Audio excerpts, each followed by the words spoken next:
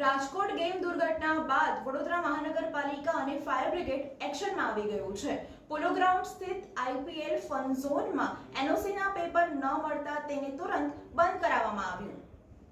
રાજકોટના TRP game ઝોનના બનેલા ગોજારા બનાવ બાદ વડોદરા ફાયર બ્રિગેડ દ્વારા તમામ ગેમ ઝોનની સાથે મોટા ઇવેન્ટો પણ બંધ કરાવી દેવામાં આવ્યા છે, જેમાં લાંબા સમયથી વિવાદમાં રહેલા ટેસ્ટ ઓફ વડોદરાનો પણ સમાવેશ થાય છે।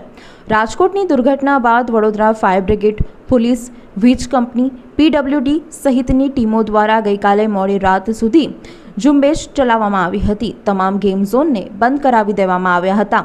તો આજે બીજા દિવસે પણ ફાયર બ્રિગેડ દ્વારા જ્યાં લોકો મોટી સંખ્યામાં ભેગા થતા હોય તેવા કાર્યક્રમને તાત્કાલિક બંધ કરાવી દેવામાં આવ્યા હતા।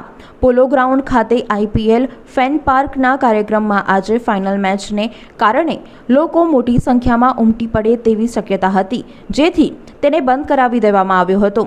એવી જ રીતે સેવાસી વિસ્તારમાં ટેસ્ટ ઓફ વડોદરા ઇવેન્ટ માટે છેલ્લા કેટલા દિવસોથી સ્થાનિક રહીશો દ્વારા લાઉડસ્પીકરના ઘોંઘાટને કારણે પરેશાની થતી હોવાથી ઉગ્ર વિરોધ કરવામાં આવી રહ્યો હતો, પરંતુ આ ઇવેન્ટને મંજૂરી આપવામાં આવી હોવાથી તેને બંધ કરાવ્યો ન હતો, પરંતુ પોલીસ દ્વારા સાઉન્ડ ચેક કરવામાં આવ્યું હતું। આ કાર્યક્રમને પણ આજે છેલ્લા દિવસે બંધ કરાવી દેવામાં આવ્યો હતો।